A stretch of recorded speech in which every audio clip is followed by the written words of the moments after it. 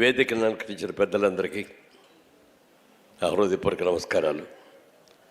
అలాగే ఈనాటి కార్యక్రమంలోకి విచ్చేసిన ప్రేక్షక మహాశైలకు కూడా చాలా హృదయపూర్వక నమస్కారాలు. ఎందుకంటే ఈ మధ్యకాలంలో రవీంద్ర భారతిలో ఏదైనా ప్రోగ్రాంలు వస్తే అక్కడున్న ప్రేక్షకుల కంటే ఇక్కడున్న వాళ్ళు ఎక్కువ ఉంటున్నారు. వాళ్ళు అలా కాకుండా ఇక్కడ ఎంతమంది ఉన్నారో అందుకు 100 రెట్లు ఎక్కువగా ఇక్కడ మీరు అందరూ ఉన్నందుకు చాలా చాలా సంతోషంగా ఉంది. తెలుగు సినిమా ఇండస్ట్రీలో నీ అభిమాన నటుడు నటి ఎవరో అని చెప్పి అనేక ప్రశ్నలు అడుగుతూ ఉంటారు మమ్మల్ని ఇంటర్వ్యూలో. అందరికీ చెప్పిన ఒకే ఒక్క సమాధానం ఏమిటంటే నా అభిమాన నటుడు నాగేశ్వరరావు గారు, నా అభిమాన నటి సావిత్రి గారు అని. వారిద్దరూ కలిసి నటించిన సినిమా కనుక రిలీజ్ అవుతుంది అంటే మొట్టమొదటి రోజు మార్నింగ్ షోతో పాటు సినిమా చూసేవాడిని. ఒకసారి చూడటమే ఆ రోజుల్లో గొప్ప మాకు. కానీ వాళ్ళిద్దరూ కలిసి నటించిన సినిమా వచ్చిందంటే కనీసం 2-3 సార్లు చూసే అవకాశం నాకు ఉండేది. అలాంటి వారిని ఒక్కసారన్నా వాళ్ళిద్దరిని కలుసుకోగలనా, ఒక్కసారన్నా వారికి షేక్ హ్యాండ్ ఇవ్వగలనా, ఒక్కసారైనా వారితో ఫోటో దిగ్గలనా అనుకున్న నాకు అనుకోకుండా సినిమాలో ఛాన్స్ రావటం, సినిమాల్లో నటించడమే కాకుండా అక్కినేని నాగేశ్వరరావు గారితో సావిత్రి గారితో కలిసి నటించే అదృష్టం కలిగిన వాళ్ళలో నేను ఒకటి. సావిత్రి గారిని చూసినప్పుడల్లా నాకు అమ్మ అనే పిలవాలనిపిస్తుంది. నాకు ఎప్పుడు తెలిసిన అమ్మ ఎలా ఉన్నారమ్మా అని అమ్మ అమ్మ అని అంటాను. ఎందుకంటే ఆవిడతో నటించిన మొదటి సినిమా భారతంలో ఒక అమ్మాయి. రోజారమణి గారు అందరూ హీరోయిన్, నేను హీరో. సావిత్రమ్మ గారు నాకు అమ్మ, కాంతారావు గారు నాన్నగారు. ఆ సినిమా జరుగుతున్నప్పుడు ఆవిడతో ఉన్న పరిచయం ఎంత పరిచయమో చెప్పడానికి వీల్లేదు. ఎంత ప్రేమగా, నాకు ఆవిడ మీద ఎంత గౌరవం, ఎంత అభిమానం ఉన్నా అంతగా మించిన ప్రేమని, అభిమానాన్ని ఆవిడ నాకు పంచి ఇచ్చారు. తర్వాత అనేక సినిమాల్లో చేసాం. ఎక్కడ చేసినా ఎప్పుడు చేసినా కూడా అమ్మ అమ్మ అని పిలిచేవాడిని. విజయవాడలో ఒకసారి షూటింగ్ జరుగుతోంది. నా ఇల్లు నా వాళ్ళు అని టైటిల్ అది. ఆ సినిమాలో సావిత్రి గారు తల్లి, గుమ్మడి గారి తండ్రి అందరు కలిసి నటిస్తున్నాం. ఒక పెద్ద సీన్ పెట్టారు. డైరెక్టర్ అన్నాడు, ఈ సీన్ని కట్ చేస్తే అందంగా రాదండి, ఎమోషన్స్ అన్నీ పోతాయి, 3 కెమెరాలు పెట్టి తీస్తానండి, టాప్ యాంగిల్లో ఒకటి, ఇక్కడ క్లోజ్ యాంగిల్లో ఒకటి, మిడిల్ యాంగిల్లో ఒకటి పెట్టి అని చెప్పి మా అందరితో రిహార్సల్ చేయించాడు. డైరెక్టర్ గారు అన్నారు, అమ్మ మీరు అవ్వక్కర్లేదా, మీరు ఫైనల్ రిహార్సల్ చూస్తే చాలు, మీరు వీళ్ళందరూ మిగిలిన వాళ్ళందరూ కొంచెం జూనియర్సు యంగ్స్టర్స్ కదా, వాళ్ళు చేస్తారు అని అన్నారు. మేమందరం కలిసి చేసిన తర్వాత ఫైనల్గా గుమ్మడి గారు ఆవిడ కూడా వచ్చారు. పెద్ద సీన్ యాక్ట్ చేసాం.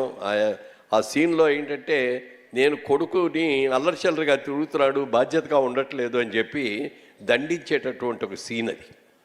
ఆ సీన్లో ఆవిడ నన్ను కోపం వచ్చి కొట్టడం ఇవన్నీ కూడా ఉంటాయి.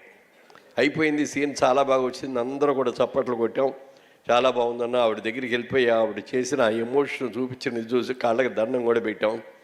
అప్పుడు నా ఈ షర్టు కొంచెం గుండె ఊడిపోయి ఉంది. ఆ గబుక్కున ఆవిడ చూసి, నాన్న ఏంటిది, ఇవన్నీ కూడా ఎర్రగా ఉన్నాయి ఏంటి అంది. అమ్మ ఏం లేదమ్మా అని అన్నాను.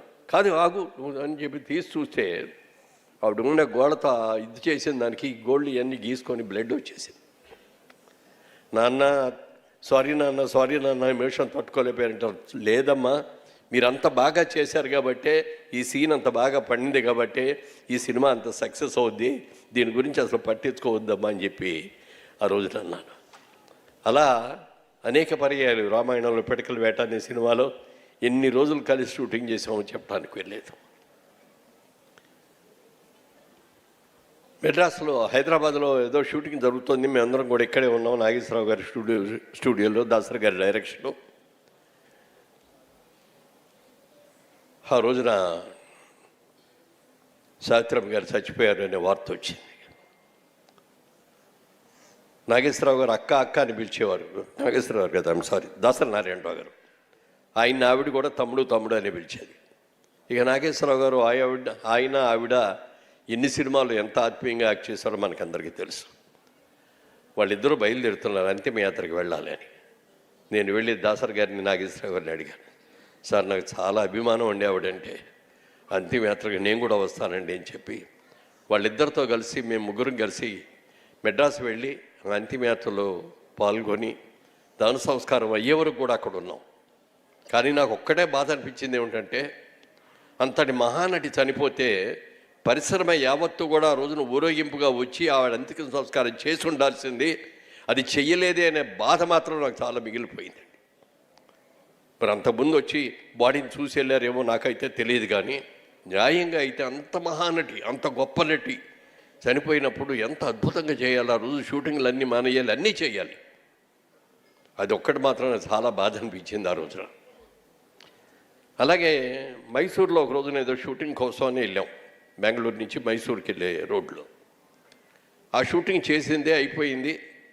ఈవినింగ్ ఫ్లైట్కి నేను మెడ్రాస్ వెళ్ళాలి.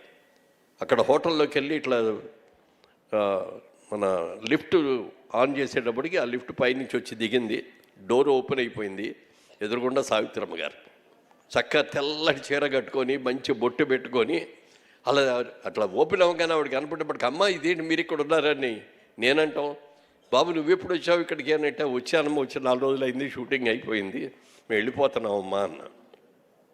నాకు రేపటి నుంచి షూటింగ్ ఉంది, ఆ షూటింగ్ కోసం ఇక్కడికి వచ్చాను అని చెప్పి వాడు చెప్పారు. అప్పుడు అన్న, బా ఈ డ్రెస్సులో ఈ తెల్లచీరలో చాలా చాలా అందంగా ఉన్నారమ్మా, ఇది కీపప్ చేయండి అమ్మా అని చెప్పి ఆవిడంతా కూడా జరిగింది, కళ్ళెంబడి నీళ్ళు పెట్టుకొని. ఆ రోజున ఎవరో మా ఫ్రెండ్ ఒక ఆవిడ ఉన్నారు ఇక్కడ, వాళ్ళు నైట్కి డిన్నర్కి పిలిచారు, అక్కడికి వెళ్తున్నాను బాబు అని చెప్పి. అదే సినిమాల్లో, సినిమా ఇండస్ట్రీలో ఆఖరి చూపు నాకు అదే. అది అయిన తర్వాతే అదే రోజు రాత్రే డయాబెటిక్ కోమాలోకి వెళ్ళిపోవటం, ఆవిడ అనారోగ్యానికి కారణం అవటం, ఆ అనారోగ్యంతో ఆవిడ చనిపోవటం, ఇవన్నీ కూడా జరిగినాయి. అలాంటి మహానటిని మళ్ళీ పుట్టబోరు కూడా. అశ్విని దత్ గారు వారి అమ్మాయిలు ఇద్దరు, ప్రియాంకను స్వప్న ఇద్దరు కూడా మహానటి సినిమా తీస్తున్నారు అనగానే నాకు ఎంత ఆనందం కలిగిందో చెప్పడానికి వెళ్ళలేదు. ఎందుకంటే మా తరానికి అందరికీ తెలుసు, మా తర్వాత తరానికి కూడా తెలుసు సావిత్రి గారు అంటే ఎవరు అనేది. కానీ ఇప్పుడున్న యంగర్ జనరేషన్కి ఎవరు కూడా సావిత్రి గారు అంటే ఎవరు, సావిత్రి గారు ఎలాంటి గొప్ప నటి, ఆవిడ ఎంత అద్భుతంగా చేయగలరు అనేది చాలామందికి తెలియదు. అలాంటి వాళ్ళందరికీ కూడా తెలియజెప్పే ఒక మంచి చిత్రాన్ని తీసేది ఒక మంచి నిర్మాత. అశ్విని దత్ గారు అంటే ఎన్ని అద్భుతమైన సినిమాలు తీశారో మనకు అందరికీ తెలుసు. వాళ్ళ సెకండ్ జనరేషన్గా వాళ్ళ అమ్మాయిలు ఇద్దరు కలిసి అక్కడ నిలబడి ఈ సినిమా మేము చేస్తామని చెప్పి అనుకోవటం, ఆ సినిమాకి సరి అయిన క్యాస్టింగ్ని చేసి అద్భుతంగా తీశారు సినిమాని. నాకు తెలిసినంతవరకు బయోపిక్ సినిమాల్లో ఆ సినిమా సక్సెస్ అయినంత ఏ సినిమా సక్సెస్ అవ్వాల, అంత అద్భుతంగా ఆడింది. ఆ సినిమా 100 రోజులు ఆడింది. కేంద్ర ప్రభుత్వ బహుమతులు వచ్చినాయి, రాష్ట్ర ప్రభుత్వ బహుమతులు వచ్చినాయి, మొన్నే గద్దర్ అవార్డు కూడా వచ్చింది. ఇన్ని అవార్డులు వచ్చినాయి అంటే ఆ మహానటిని చూసి అబ్బా సావిత్రి గారు అంటే ఈవిడ అనుకున్నారు. ఇందాక మనందరం చూసాం అక్కడ కూర్చొని.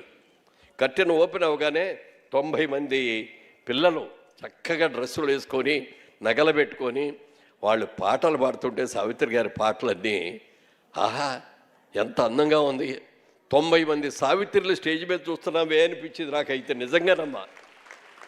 ఎందుకంటే పాట పాడేవాళ్ళు పాటే పాడతారు, పాట మీదే దృష్టి పడదు. కానీ ఆ పిల్లలందరినీ చూస్తే సావిత్రి గారు నటించినట్లు నటించేశారు అన్నీ కూడా. ఎంత అద్భుతంగా చేశారండి. నా వీడియో కెమెరాలో నా ఫోన్లో ఇవన్నీ కూడా తీసుకున్నాను ఫోటోలు. అలాంటి మహానటి మరి వారి అమ్మాయి మరి విజయ చాముండేశ్వరి నిజంగా నాకు సొంత చెల్లి లాంటిది. అలాగే మా బావగారు గోవిందరావు గారు, ఆయన కూడా మాకు మంచి స్నేహితుడు. మెడ్రాస్లో ఉన్నప్పటి నుంచి కూడా చాలా కలిసిమెలిసి ఉండేవాళ్ళం. అమ్మ 90వ సంవత్సరం చేశారు, శత జయంతి ఉత్సవాలు కూడా మీరు దగ్గరుండి చేయించాలి, అది జరగాలి. మళ్ళీ మా సంజయ్ కిషోరే ఈ శత జయంతి ఉత్సవాలు చేసుకోవాలి. అప్పటికి మేము ఉంటామో లేదో తెలియదు, కానీ ఎక్కడున్నా ఎలా ఉన్నా ఆ రోజు నేను ఇక్కడికి వస్తాను, చూస్తాను. ఒకవేళ అక్కడికి వెళ్ళిపోయినా కూడా అక్కడి నుంచి అయినా చూస్తాను. శత జయంతి ఉత్సవాలు 10 సంవత్సరాలు జరగబోతున్నాయి. మా కృష్ణయ్య గారు ఉన్నారు, ఎలాగూ ఆయన రథసారథిగా ఉంటారు. ఆయన చాలా సంతోషం అండి. ఇంత మంచి ఫంక్షన్లో ఈ మధ్యకాలంలో పాల్గొల ఇంత మంచి ఫంక్షన్లో పాల్గొన్నందుకు నాకు చాలా చాలా చాలా సంతోషంగా ఉంది. థ్యాంక్ యూ అని అంటారు. అలాగే సంజయ్ కిషోర్ గురించి తెలుసు, ఆయన దగ్గర చాలా ఫోటోలు ఉన్నాయని తెలుసు, అన్నీ ఇలాంటి బుక్స్ అన్నీ కూడా బ్రహ్మాండంగా వేశారని కూడా తెలుసు. కానీ ఇందాక ఏవీలో చూస్తే కానీ అర్థం కాలేదు. ఇందాక మీరు అన్నది ఎన్ని ఫోటోలు ఉన్నాయండి, అవన్నీ కూడా పాలిథిన్ బ్యాగ్స్లో పెట్టి అవన్నీ పెట్టి స్టోర్ చేయటం అనేది ఎంత కష్టమైంది. నన్ను అడిగారు మురళీమోహన్ గారు, మా కృష్ణయ్య గారు ఈయన కలిసి మీ బుక్ కూడా చేస్తామండి అని అంటే, ఏమండి నా దగ్గర అసలు ఫోటోలు కలెక్ట్ చేసుకోలేదని, నా ఫోటోలు కూడా నా దగ్గర సరి అయినా లేవండి అంటే, నా దగ్గర ఉన్నాయండి మీరు కంగారు పడకండి, మీ ఫోటోలన్నీ నా దగ్గర ఉన్నాయని చెప్పాడు. అంటే నా ఫోటోలు నేను కలెక్ట్ చేసుకోలేకపోయాను. నేను అప్పట్లో మరి నాగేశ్వరరావు గారితో, రామారావు గారితో, శోభన్ బాబు గారితో వీళ్ళతో పోల్చుకుంటే నేను చాలా చిన్న హీరోని. అయినా నా ఫోటోలు కూడా అయినా అన్ని చేసినందుకు చాలా సంతోషం. మనస్ఫూర్తిగా అభినందిస్తున్నాను. ఇంకా మంచి కార్యక్రమాలు చేయాలని కూడా కోరుకుంటున్నాను. Thank you.